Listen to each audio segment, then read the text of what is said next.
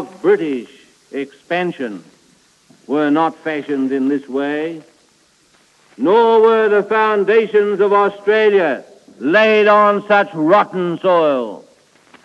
Be warned, socialism is the politics of dependency and decay.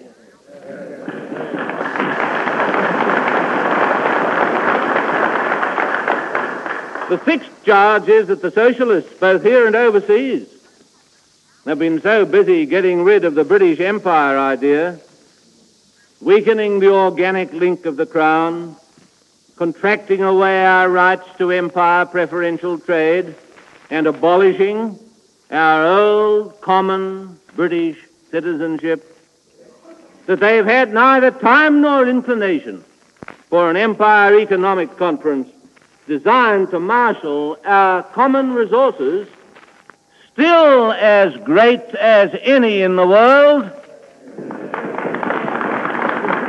for mutual support in a time of difficulty. Socialism and empire go ill together. And for a final count, there's another charge, not to be made lightly. The socialist doctrine has lost all spiritual content. It tells me all the time that my brother is my keeper. It forbears to tell me that I am his keeper, that his rights are my duties. Its attitude induces a deep cynicism about all spiritual values. It is, as church leaders have pointed out, the lineal descendant of the gross materialism of Karl Marx. Honesty becomes old-fashioned. It becomes smart to break the law and get away with it. And what of the socialists in high places?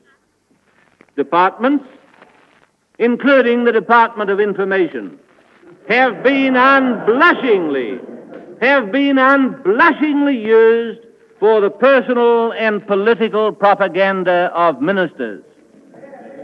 Public monies contributed by persons of every political color have thus been corruptly misappropriated for purely party ends.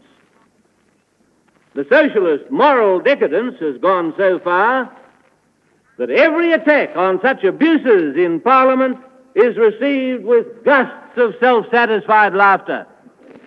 In brief, socialism in Australia is an alien and deadly growth. We must destroy its political power and its mental and spiritual infection while there is yet time.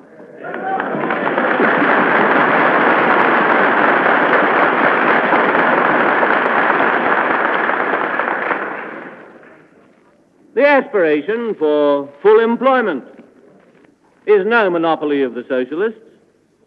We're all human beings, yet it's clear that full employment is to be the socialists' election slogan. This is a false issue.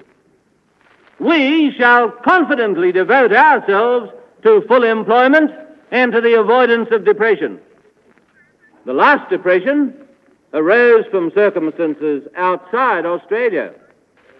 A world depression meant that the world's price for our exports fell to disastrous levels and our overseas borrowing dried up.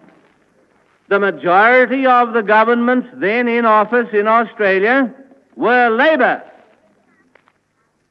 but they did not prevent ruinous unemployment, which reached record levels. By the end of 1931, the people of Australia, with a close and vivid understanding of the Depression, voted the socialists out, and Mr. Lyons and his colleagues in, and they kept us in for 10 years of remarkable recovery.